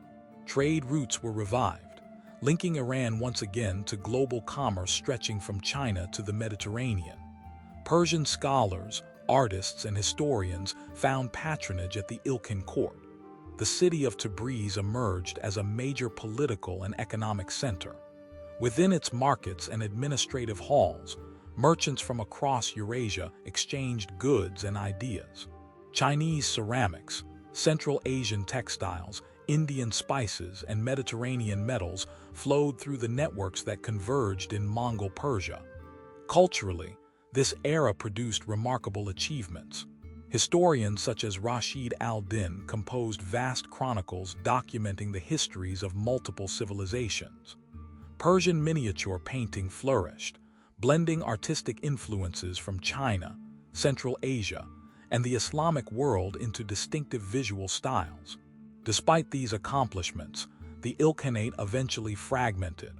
By the mid-14th century, internal struggles and succession disputes weakened central authority. Regional dynasties once again emerged across the Iranian plateau, ruling smaller territories while competing for influence.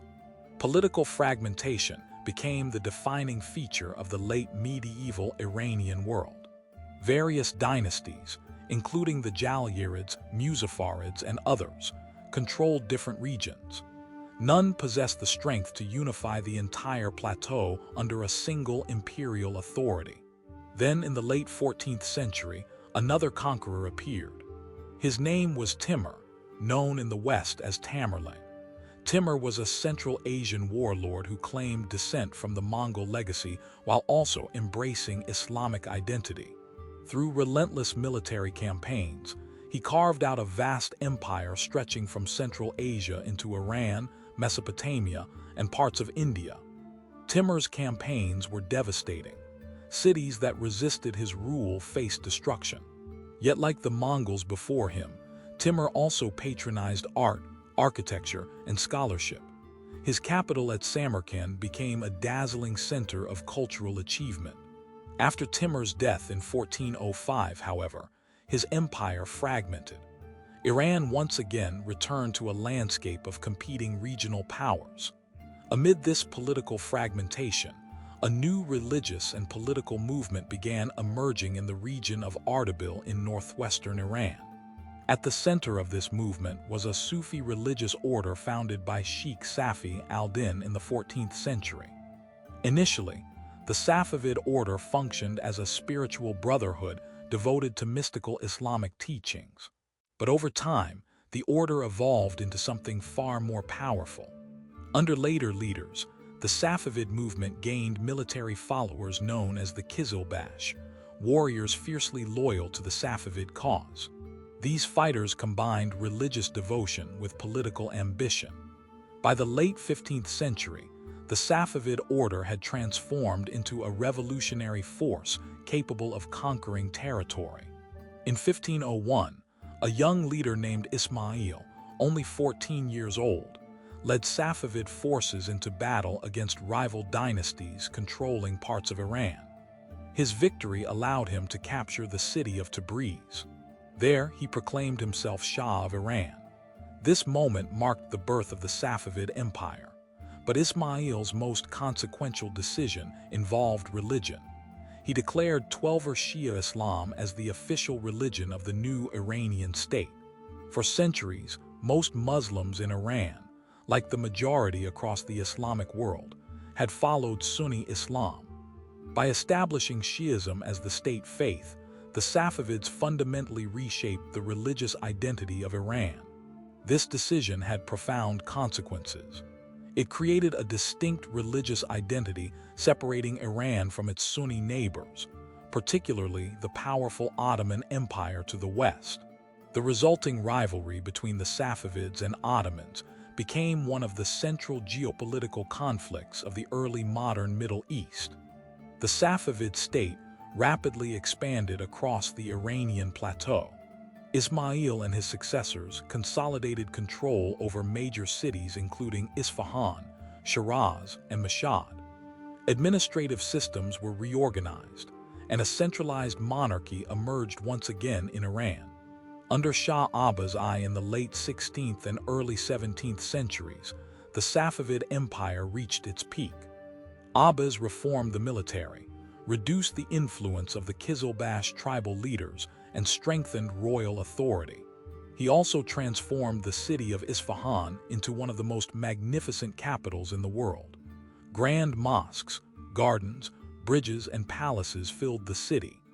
The famous Nakshi Jahan Square became a center of political life, surrounded by architectural masterpieces that still stand today. Safavid Iran also became a thriving hub of international trade. European merchants arrived seeking Persian silk and luxury goods. Diplomatic missions connected the Safavid court with powers as distant as England and Spain. Culturally, the Safavid era produced remarkable artistic achievements. Persian carpets, ceramics, calligraphy, and miniature paintings reached new levels of sophistication. These works traveled across continents, shaping global artistic traditions.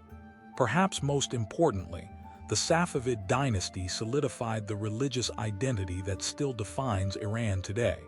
Through institutions, scholarship, and state support, Twelver Shia Islam became deeply rooted in Iranian society. Even after the Safavid Empire eventually declined and fell in the 18th century, this religious transformation remained permanent. Iran had once again reinvented itself. From the ashes of Mongol destruction and centuries of political fragmentation, a new imperial identity had emerged, one that combined ancient Persian heritage, Islamic civilization, and a distinct Shia religious tradition. But the story of Iran was far from finished. The Safavid state would eventually weaken, opening the door to new dynasties, foreign interventions, and modern geopolitical struggles. Empires would rise and fall again. Yet the identity forged across these centuries, shaped by conquest, resilience, and cultural renewal, would continue guiding Iran into the modern age. The final chapter of this long story would reveal how ancient Persia transformed into modern Iran, and how 5,000 years of history still echo in the nation that exists today. Empires leave monuments, but civilizations leave identities. Across 5,000 years, the land known today as Iran has witnessed the rise and fall of countless dynasties. Cities have burned and been rebuilt. Foreign conquerors have marched across its deserts and mountains. Kings have claimed divine authority, only to see their empires dissolve into dust. Yet through every transformation, something deeper endured. Iran was never merely a state. It was a civilization shaped by geography, memory, language, and belief. When the Safavid Empire began to decline in the early 18th century, Iran entered another period of uncertainty. The once powerful dynasty that had unified the Iranian plateau and established Shia Islam as the state religion now struggled with internal corruption, economic weakness, and military stagnation. Court intrigue eroded royal authority. Provincial leaders gained increasing autonomy. Meanwhile, external rivals watched carefully for opportunities. In 1722, the Safavid capital of Isfahan fell to an Afghan tribal army led by Mahmud Hatak. The capture of Isfahan shocked the region. A dynasty that had ruled Iran for more than 2 centuries collapsed almost overnight. For a moment, it seemed as though the political unity created by the Safavids might dissolve entirely. But Iran's long historical pattern repeated once again. From the chaos emerged a new leader, Nader Shah. Born into humble circumstances in northeastern Iran, Nader rose through military ranks during the struggle to restore order. A brilliant strategist and ruthless commander, he gradually expelled Afghan forces and re-established control over much of the Iranian plateau.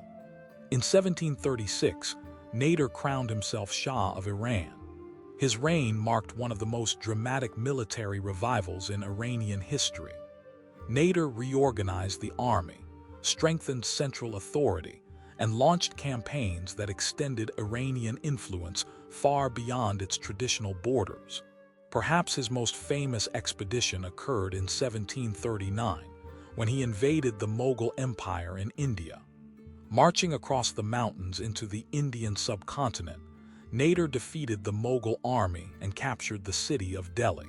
The immense wealth seized during this campaign, including the legendary Peacock Throne and the Koh-i-Noor diamond, flowed back into Iran. For a brief moment, Nader Shah seemed poised to restore a vast Persian empire reminiscent of earlier centuries. Yet his reign was also marked by increasing brutality and paranoia. Suspicious of conspiracies, he ordered harsh punishments and executions that alienated many of his supporters. In 1747, Nader Shah was assassinated by members of his own inner circle. His death once again plunged Iran into political fragmentation. Regional warlords and tribal leaders competed for power. Over time, however, a new dynasty gradually emerged from this turmoil. This was the Qajar dynasty. Founded by Agha Mohammad Khan Qajar in the late 18th century, the Qajars reunited much of Iran under centralized authority.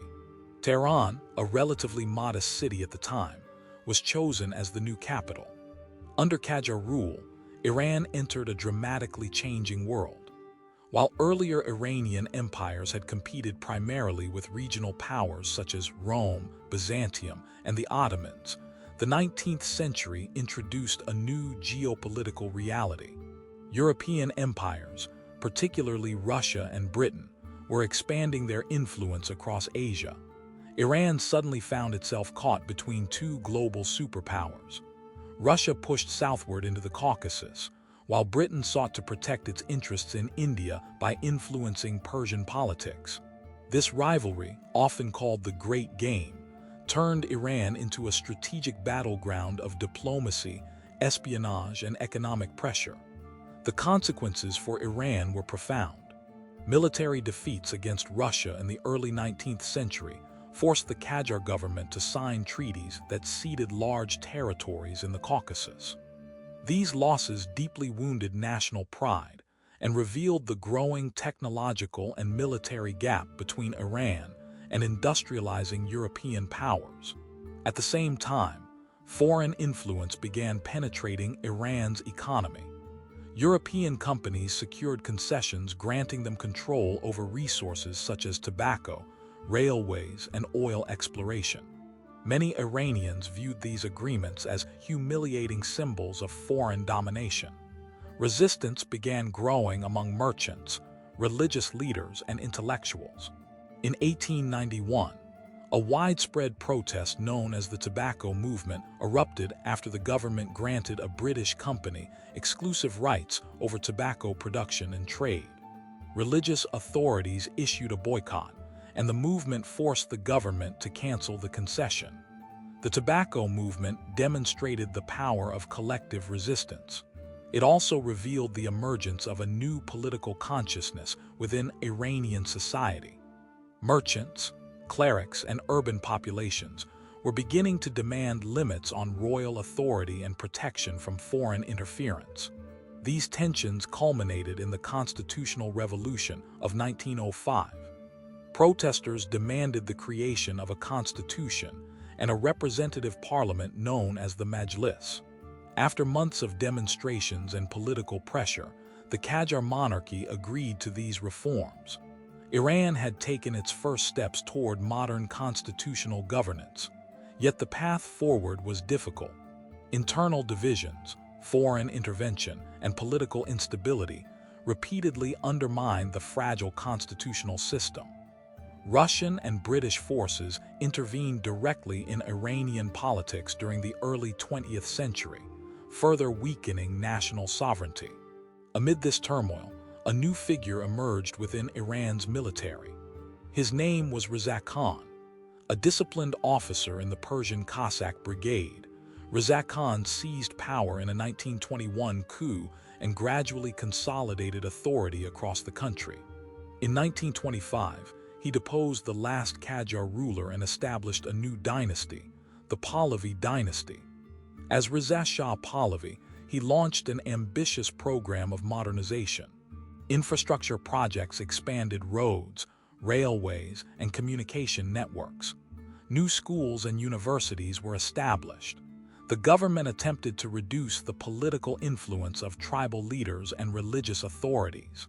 Reza Shah also promoted a strong sense of Iranian nationalism, rooted in the country's ancient heritage. Archaeological research and historical scholarship highlighted the achievements of pre-Islamic Persia. Monuments and museums celebrated figures such as Cyrus the Great and Darius. Yet modernization came with authoritarian control. Political opposition was suppressed, and the government maintained tight oversight over public life. Reza Shah's rule reflected a familiar tension in Iranian history, the balance between reform and centralized power. During World War II, this tension collided with global conflict. In 1941, British and Soviet forces invaded Iran to secure supply routes and prevent potential alignment with Nazi Germany. Reza Shah was forced to abdicate in favor of his son, Mohammad Reza Pahlavi. The younger Shah ruled during an era of rapid transformation. Oil revenues fueled economic growth and modernization projects. Cities expanded, industries developed, and Iran became an important geopolitical partner of Western powers during the Cold War. But modernization also intensified social and political tensions. Many Iranians criticized the monarchy's authoritarian governance and its close ties to foreign interests. Economic inequality and cultural change created divisions between traditional communities and rapidly modernizing urban populations. Opposition movements began gaining strength. Among the most influential critics of the Shah was a religious scholar named Ayatollah Ruhollah Khomeini. Exiled for his opposition to government policies, Khomeini became a symbolic figure for resistance against the monarchy. By the late 1970s, protests spread across Iran. Demonstrations brought together diverse groups: students, workers, religious leaders, and intellectuals united by dissatisfaction with the Shah's rule. In 1979, the Iranian Revolution transformed the country. The monarchy collapsed, and the Islamic Republic of Iran was established under the leadership of Ayatollah Khomeini. The revolution marked one of the most dramatic political transformations of the 20th century. Iran was no longer a monarchy. Instead, it became a republic guided by Islamic political principles rooted in Shia religious authority. The decades that followed were marked by both conflict and resilience. The Iran-Iraq War during the 1980s devastated large parts of the country, but also reinforced national unity in the face of external aggression. Economic sanctions, diplomatic tensions, and regional rivalries continued shaping Iran's modern political landscape. Yet through every challenge, the deeper currents of Iranian history remained visible. The Iranian language, enriched by millennia of literature and poetry, continued connecting past and present. Cultural traditions preserved memories stretching back to ancient Persia. Religious identity, shaped during the Safavid era, remained central to national consciousness.